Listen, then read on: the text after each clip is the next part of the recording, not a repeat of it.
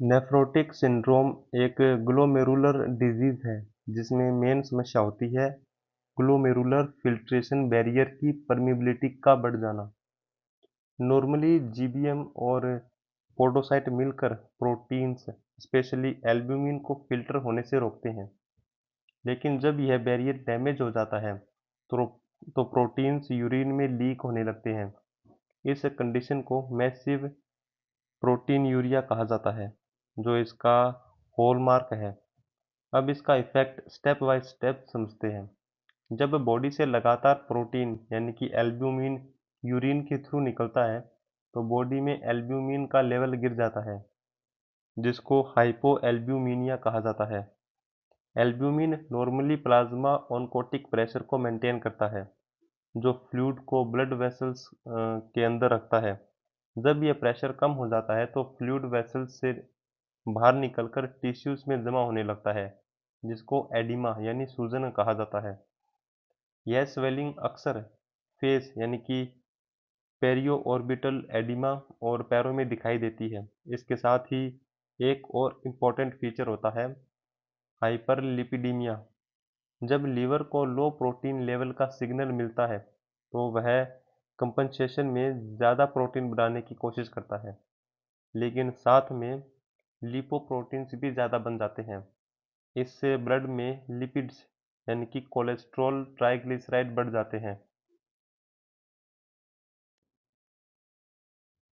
Nephritic syndrome एक glomerular disease है जिसमें मेन समस्या होती है ग्लोमेरुलस की सूजन यानी इन्फ्लेमेशन।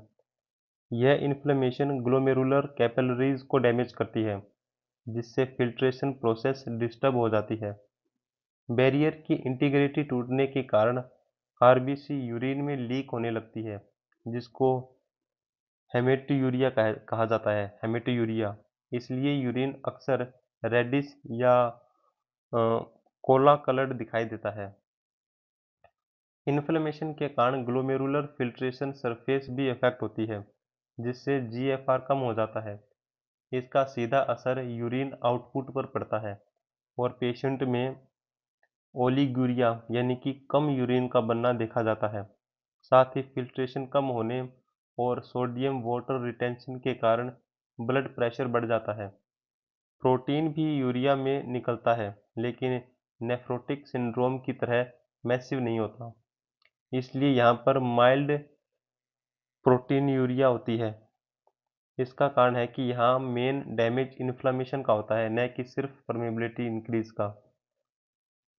क्लिनिकल फीचर को अगर समझें तो ग्लोमेरुलर इन्फ्लेमेशन के कारण में जो फिल्ट्रेशन होता है यानी कि जीएफआर जो होता है वो गिर जाता है, जिससे कि आरबीसी लीकेज होने लगती है, जिसको हेमेटूरिया कहते हैं।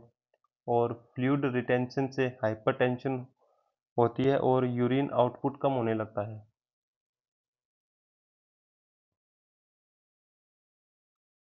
एक्यूट किडनी इंजरी एक कंडीशन है जिसमें किडनी फंक्शन अचानक कम हो जाता है।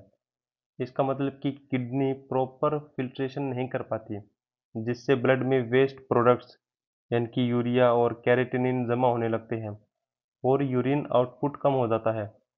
यह कंडीशन रिवर्सिबल हो सकती है अगर कॉज को जल्दी आइडेंटिफाई और ट्रीट कर लिया जाए।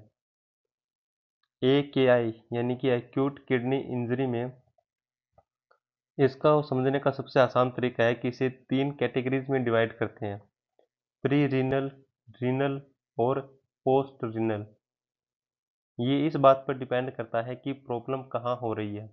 सबसे पहले प्री रीनल के AKI को समझिए। यहाँ किडनी खुद स्ट्रक्चरली नॉर्मल होती है, लेकिन उसे इनफ ब्लड सप्लाई नहीं मिल रहा होता है, क्योंकि फिल्ट्रेशन के लिए एडिक्वेट ब्लड फ्लो ज़रूरी है।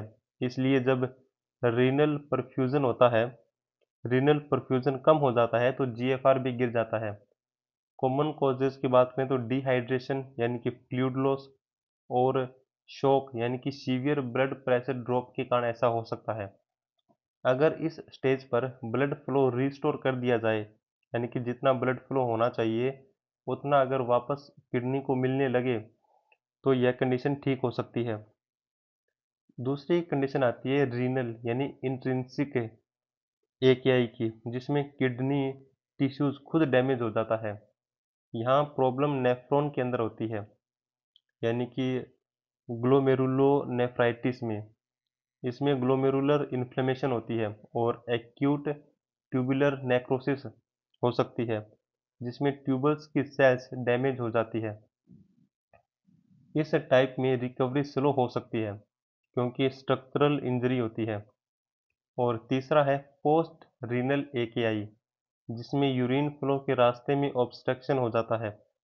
जब यूरिन बाहर नहीं निकल पाता तो प्रेशर किडनी तक बैकफ्लो करता है और फिल्ट्रेशन प्रोसेस रुकने लगता है। कॉमन कॉजेज की बात करें तो किडनी स्टोन और एनलार्ज्ड प्रोस्टेट इसका कारण हो सकता है। अगर ऑब्स्ट्रक्शन हटाया जाए तो किडनी फंक्शन अक्सर इम्प्रूव हो जाता है।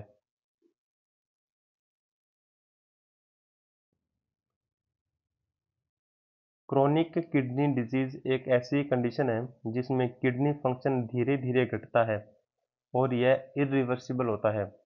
इसका जो रूट कॉज होता है वो है नेफ्रॉन का प्रोग्रेसिव डैमेज और लॉस, जिससे जीएफआर लगातार कम होता जाता है। शुरुआत में बॉडी कंपनसेट कर लेती है, लेकिन जैसे जैसे फंक्शनल नेफ्रॉन्स कम होते हैं फिल्ट्रेशन इनफ नहीं रह पाता।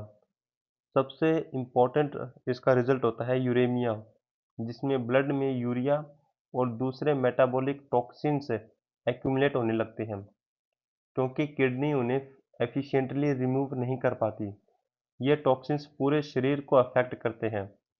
पेशेंट में थकान, नोजिया, लॉस ऑफ एपेटाइट और एडवांस स्टेजेस में न्यूरोलॉजिकल सिम्टम्स भी दिखाई दे सकते हैं।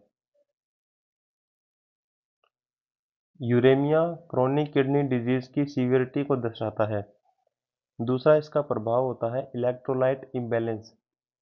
किडनी का काम आयंस को बैलेंस में रखना होता है, लेकिन क्रोनिक किडनी डिजीज में यह रेगुलेशन बिगड़ जाता है, खासकर पोटेशियम का रेगुलेशन, जो क्लिनिकली काफ़ी डेंजरस होता है क्योंकि यह कार्डियक एरिथमियाज का कारण बन सकता है। इसके साथ ही किडनी हाइड्रोजन आयन को इफेक्टिवली सीक्रेट नहीं कर पाती और बाइकार्बोनेट भी कम हो जाता है, जिससे मेटाबॉलिक एसिडोसिस यानी कि शरीर में एसिड की मात्रा बढ़ जाती है।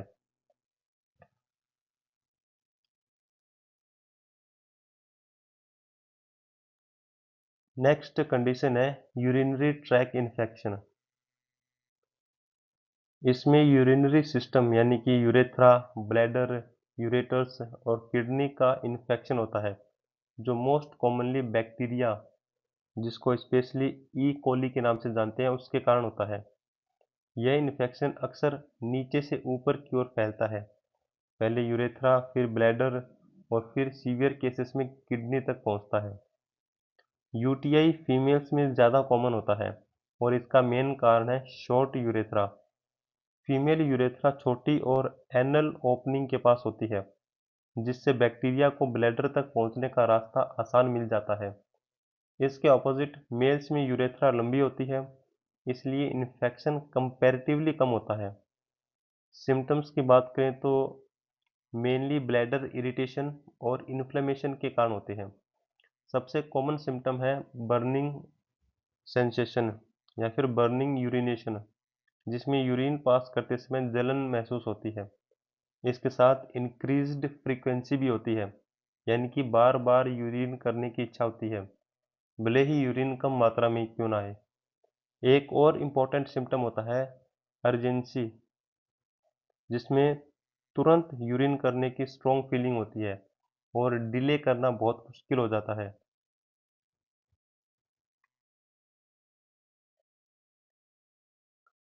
नेक्स्ट कंडीशन है किडनी स्टोन, जिसको यूरोलिथिसिस कहा जाता है। यह एक ऐसी कंडीशन है जिसमें यूरिन के अंदर डिसॉल्व्ड सब्सटेंस क्रिस्टलाइज होकर सॉलिड स्टोन बना लेते हैं। सबसे कॉमन टाइप होता है कैल्शियम ऑक्सलेट स्टोन, जो तब बनते हैं जब यूरिन में कैल्शियम और ऑक्सलेट की कंसंट्रेशन ज़्यादा हो जाती है और वे प्रिसिपिटेट होकर क्रिस्टल बना लेते हैं और धीरे धीरे ये क्रिस्टल्स आपस में जुड़कर बड़े स्टोन में बदल जाते हैं। इस प्रोसेस की शुरुआत माइक्रोस्कोपिक लेवल पर होती है। पहले क्रिस्टल न्यूक्लिएशन, फिर एग्रीगेशन और फिर स्टोन फॉर्मेशन। अगर यूरिन ज़्यादा कंसनट्रेटेड है यानी कि डिहाइड्रेशन में, तो यह प्रोसेस और तेज हो जाती है। इसलिए पानी की कमी स्टोन फॉर्मेशन का एक मेजर रिस्क फैक्टर होता है। सिम्टम का सबसे क्लासिकल फीचर है सीवियर कोलिकी पेन। यह पेन कांस्टेंट नहीं होता, बल्कि वेव लाइक आता है, क्योंकि यूरेटर की मसल स्टोन को नीचे धकेलने की कोशिश करती है। पेन आमतौर पर लोइन यानी कि बैक से शुरू होकर ग्रोइन तक रेडिएट करता है, जिसे लोइन टू ग्रोइन पेन कहा जाता है। स्टोन जब यूरिनरी ट्रैक को इरिटेट करता है या उसकी लाइनिंग को स्क्रैच करता है, तो हेमेटूरिया यानी कि यूरिन में ब्लड का दिखाई देना, ये कंडीशन हो सकती है। अगर स्टोन यूरेटर के कंस्ट्रिक्शन साइट पर फंस जाता है, तो ऑब्स्ट्रक्शन और पेन दोनों और बढ़ सकते हैं।